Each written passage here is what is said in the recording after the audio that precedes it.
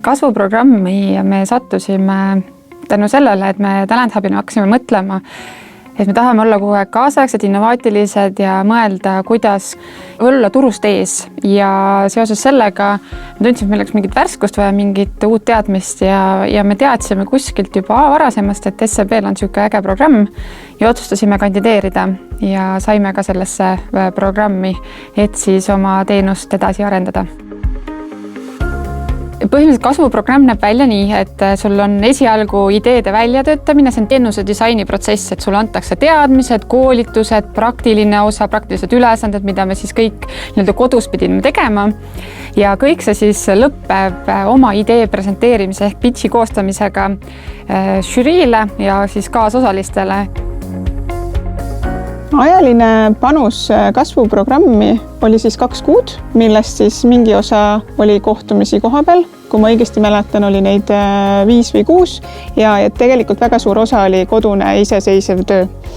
Meie kindlasti võtsime asja päris tõsiselt ja panustasime sinna ajaliselt palju. See aitas kinnistada just neid häid praktikaid, mida me siis nüüd väljaspool kasvuprogrammi igapäevaselt oma töös kasutame. Et see oli selline hea treening ja nagu öeldakse, et raske õppustel ja kerge lahingus.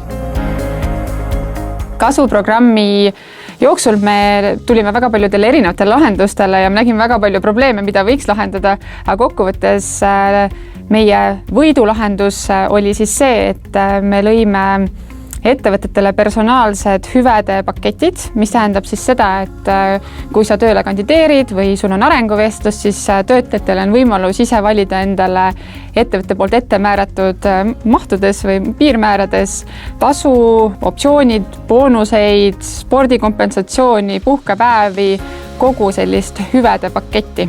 Ja selle võidutoote nimeks sai meil Kompu.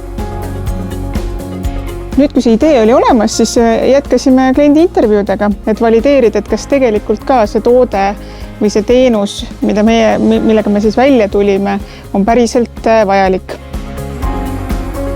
Me uskusime oma tootesse, me uskusime sellesse, mida me teeme, et me oleme võimelised seda ellu viima ja nägime päris palju vaeva koostöös siis mentorid meie klientidega oma pitchi väljatöötamisele ja siis sellele viimasele päevale rõhku panemisele, et meil ikkagi läheks hästi edukalt. Ma pean kindlasti lisama, et tegelikult konkurents oli päris kõrge, et jah, et kuigi me läksime hästi enesekindlalt ja olime palju vaeva näinud ja uskusime oma tootesse, siis tegelikult alles sellel lõpupäeval me nägime esimest korda ka lõplikke teiste, siis kas teenuseid või tooteid ja see oli väga põnev, kui palju erineva tooteid, valdkondi ja milliste ideedega tuldi, et oma võidus me kohe kindlasti kindlad ei olnud.